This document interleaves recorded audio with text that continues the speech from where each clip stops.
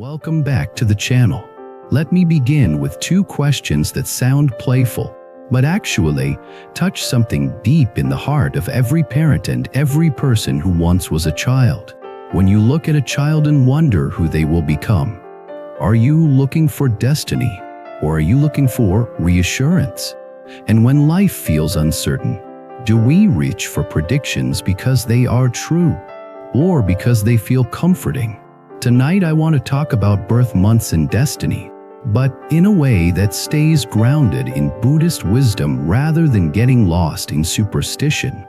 People love the idea that a birth month reveals personality, talent, luck, and fate. It feels like a shortcut to understanding. It feels like a map. And sometimes it can even spark kindness, because it reminds us that children are different by nature. But there is also a danger. The danger of turning a child into a label. The danger of replacing attention with assumption. The danger of confusing patterns with promises. So I want to tell you a story about a mother named Serena and her son named Aiden, and how a simple question about birth month turned into a much bigger lesson about karma, compassion, wisdom, and the kind of destiny you create one ordinary day at a time. Serena became a mother younger than she expected, not because she was careless, but because life moved faster than her plans. She was the kind of person who prepared for everything: lists, schedules, savings, goals. Then pregnancy arrived like a wave that does not ask if you are ready. At first she felt joy, then fear, then joy again, then fear again. Sometimes in the same hour, she did what many people do when uncertainty gets loud. She searched for meaning. She read books about parenting. She watched videos. She compared advice. She asked older relatives. She even started reading about birth months, like the idea that a child born in winter might be more resilient, or a child born in spring might be more creative, or a child born in late summer might be more ambitious. It sounded harmless, it sounded fun, and it felt like control, the sweet kind of control that pretends it can soften the unknown. Aiden was born in early autumn. Serena remembers the day clearly, the way the air outside the hospital felt crisp, the way the trees were starting to change color, the way she held him and felt her entire identity rearrange itself. In that first week, she was exhausted and amazed, but also anxious. She kept hearing a question in her mind: who will he become? When Aiden was still tiny, Serena began telling people, he is an autumn baby, so he will be balanced, thoughtful, maybe wise beyond his years. She said it with a smile. Everyone smiled back. It felt like a blessing.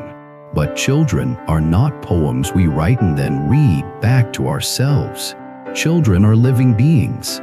They arrive with their own temperament, and they also change based on conditions, the home they grow in, the way they are spoken to, the stress around them, the gentleness around them, the examples they witness, and the attention they receive.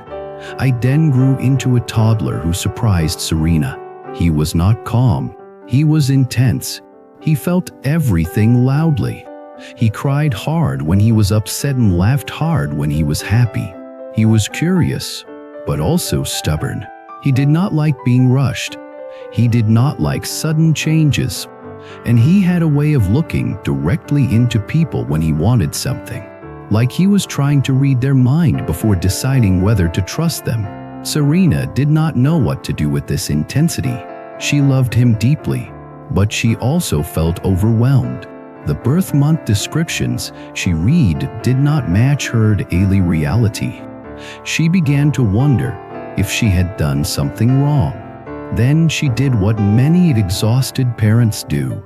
She searched for more answers, more labels, more predictions, anything that might turn chaos into a neat story. One day, Serena took Aiden to a small community center because she heard they had quiet activities for children. The center also hosted a weekly meditation group, something Serena had always been curious about but never had time to try. That day, while Aiden played with blocks, Serena wandered into a side room and saw a few adults sitting quietly. At the front was a gentle teacher named Rowan. Rowan was not dramatic. He did not speak like someone trying to impress. He spoke like someone who had met their own suffering and stopped running from it. After the sitting, there was a short discussion. Serena did not plan to speak, but she found herself raising her hand. She said, "I keep reading about birth months and destiny, trying to understand my child, but nothing fits. Is destiny real? Is he born a certain way forever?" Rowan looked at her with kindness, then asked her a question that felt like it opened a window in her mind. "When you say destiny, do you mean a fixed script, or do you mean a set of conditions that can be shaped?" Serena hesitated. She realized she wanted a fixed script, because a fixed script would mean fewer surprises. Rowan nodded as if he understood without judgment. He said, "Buddhism does not teach that a person is a locked identity. It teaches that life is a flow of causes and conditions. Some conditions come before you can choose, like your body, your family, the time and place you are born. But many conditions are created moment by moment, by intention, by habit, by environment, by the way attention is trained." Serena asked, "So what about personality? Some kids are calm. Some kids are wild. Is that karma?" Rowan said, "Some of it is temperament, some of it is learned, and some of it is the momentum of past conditioning that we may not fully understand. But the key is this: karma is not a prison sentence. Karma is a pattern of cause and effect. Patterns can be strengthened or softened. Destiny is not a prediction. Destiny is a direction." That sentence landed in Serena like a bell. Destiny is a direction. She went home thinking about it, and as she watched Aiden, she noticed something she had missed before. His intensity was not random. It was sensitivity. He reacted strongly because he felt strongly. When he was rushed, he did not just dislike it. His nervous system panicked. When he was surprised, he did not just get annoyed. He felt unsafe. When he wanted something, he was not only demanding, he was seeking certainty. Serena suddenly saw herself in him, not his personality, not his inner mechanism. She had always been a planner, always trying to make life predictable. And now she saw that her anxiety might be shaping the atmosphere Aiden lived in, not because she was a bad mother, but because minds influence minds. She realized that the most important question was not what does his birth month reveal. The most important question was what kind of home will teach his mind to become steady. So Serena returned to the community center. Week after week she attended the sitting group. She did not become perfectly calm. She did not suddenly float through parenting like a saint, but she learned to pause. She learned to breathe when she wanted to snap. She learned to notice the moment she was about to turn fear into control. And she noticed something else. Every time she reacted with panic, Aiden escalated. Every time she responded with steadiness, Aiden softened, not instantly, not like a switch, but like a tide slowly changing. One evening Aiden had a tantrum because Serena said no to another snack before dinner. The tantrum was loud, tears, yelling, dropping to the floor. Serena felt the old urge to win, to force the moment into silence. Her mind shouted, "Make it stop, control it." But then she remembered Rowan's words about causes and conditions. She remembered that what she practiced would become what Aiden practiced. She took a breath and knelt near him. She spoke softly. "I see you are upset. You want the snack.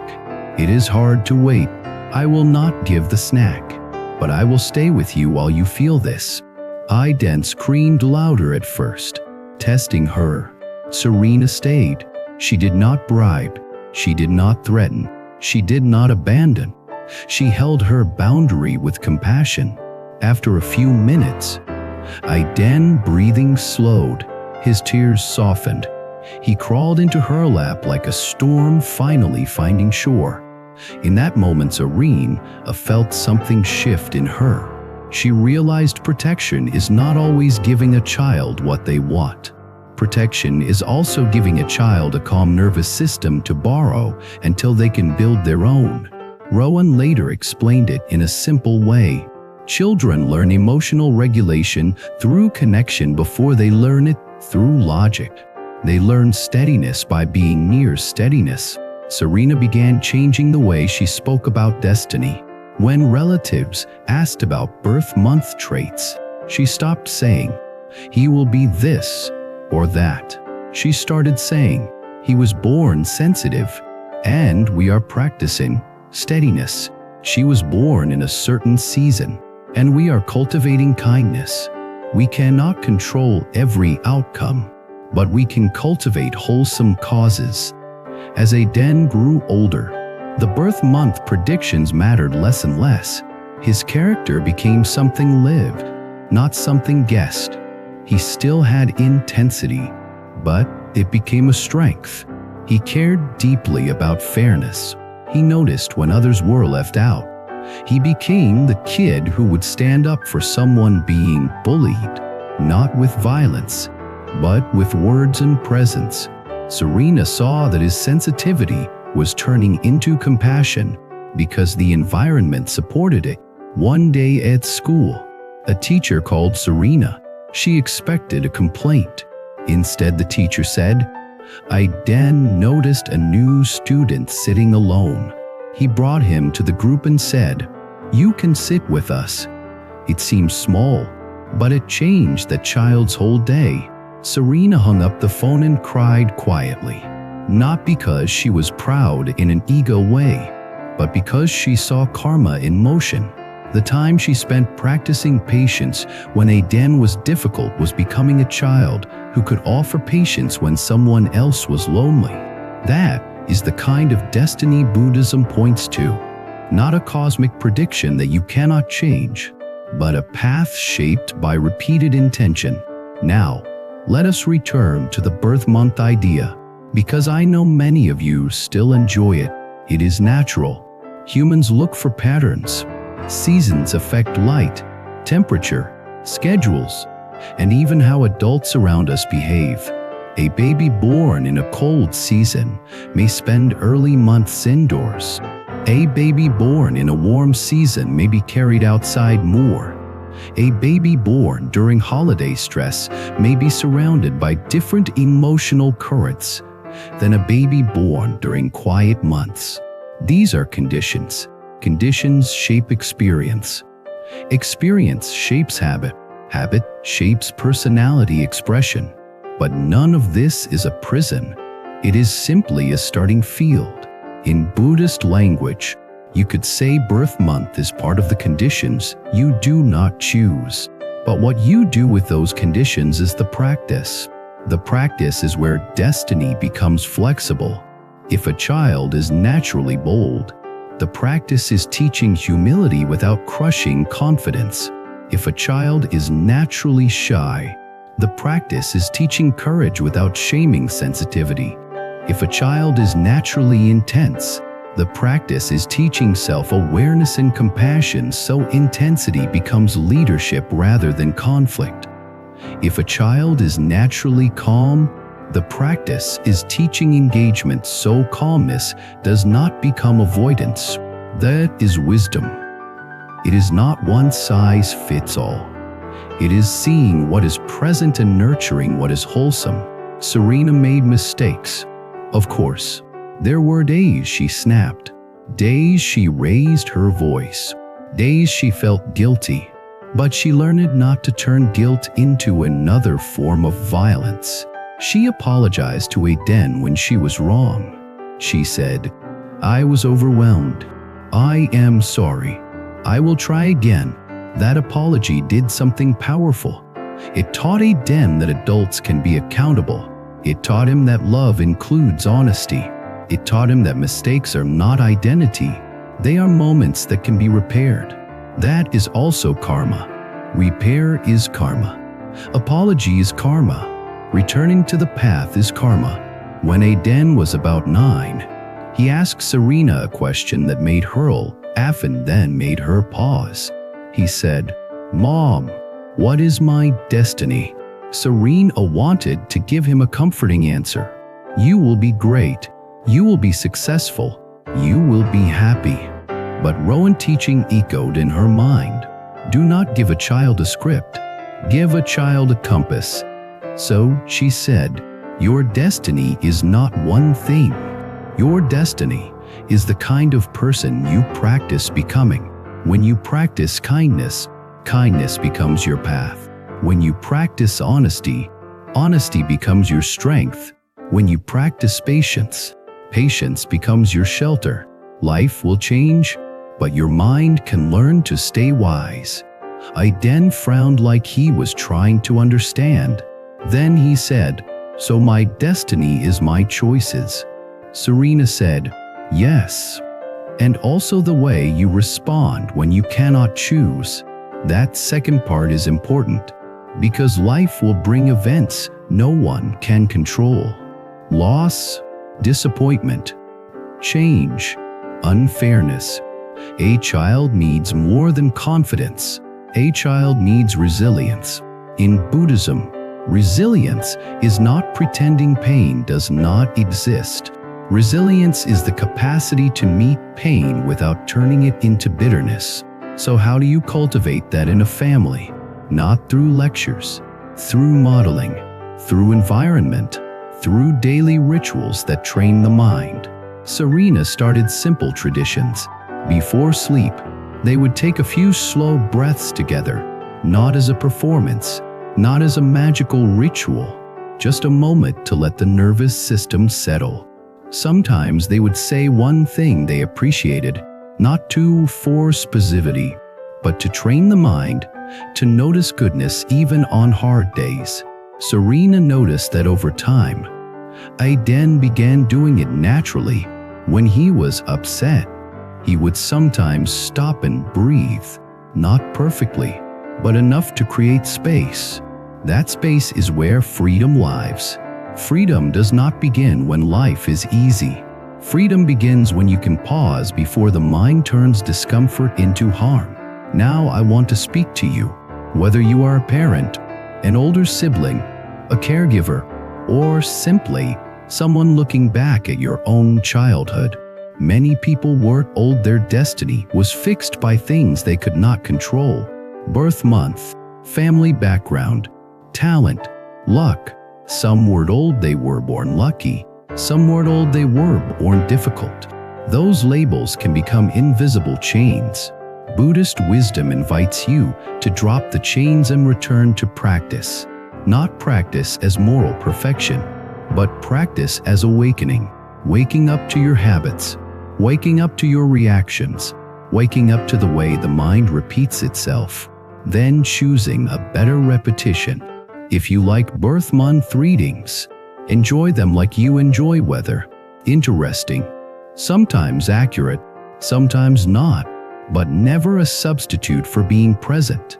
The real destiny work happens in the ordinary minutes. The way you speak to a child when they fail, the way you speak to yourself when you fail, the way you handle anger, the way you handle fear, the way you handle desire, those are the seeds. Here is a truth that Serena learned the hard way and then learned to love. A child does not become wise because you tell them wisdom. A child becomes wise because they see wisdom lived. They see you pause. They see you apologize. They see you choose compassion when it would be easier to choose control. They see you treat others with dignity. They see you treat yourself with dignity. That is why even if birth month influences temperament, it does not decide destiny. Temperament is a tool. Karma is how you use it.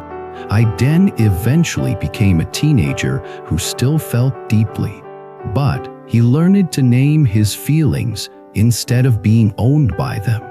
When he was hurt, he could say, "I feel embarrassed," rather than turning embarrassment into anger. When he was scared, he could say, "I feel nervous," rather than turning fear into insults. That ability did not come from a birth month prediction. It came from repeated practice and a home that valued awareness. Serena sometimes thought about her earlier obsession with destiny and smiled. She realized she had been searching for certainty because she was afraid she would fail as a parent. But parenting, like life, is a practice. You fail and return. You lose balance and stand again. You get reactive and then you breathe. That returning is the path. Rowan once told Serena something that she later repeated to another parent who was anxious about predictions and labels. He said, "If you want to know a child's destiny, watch what they practice. And if you want to change a child's destiny, change what the home practices." That is strong, but it is also hopeful. It means you are not trapped. It means you are not powerless. It means even if a child is born with certain tendencies, you can nurture those tendencies into wisdom rather than suffering. So let me give you the deepest takeaway in the simplest words. Destiny is not a date on a calendar. Destiny is a direction of the heart. Karma is the engine of that direction. Compassion is the fuel. Wisdom is the steering. Thank you for spending this time with me. If you have ever noticed patterns about yourself or your child that seem connected to season, temperament, or early conditions, share your experience in the comments. And if you ever felt trapped by a label someone gave you, I would love to hear how you broke free. Please subscribe to the channel, like the video, and leave your story so others can feel less alone on their path. Until next time, remember this: no matter when you were born, your next breath is a new beginning, and your next choice is a seed.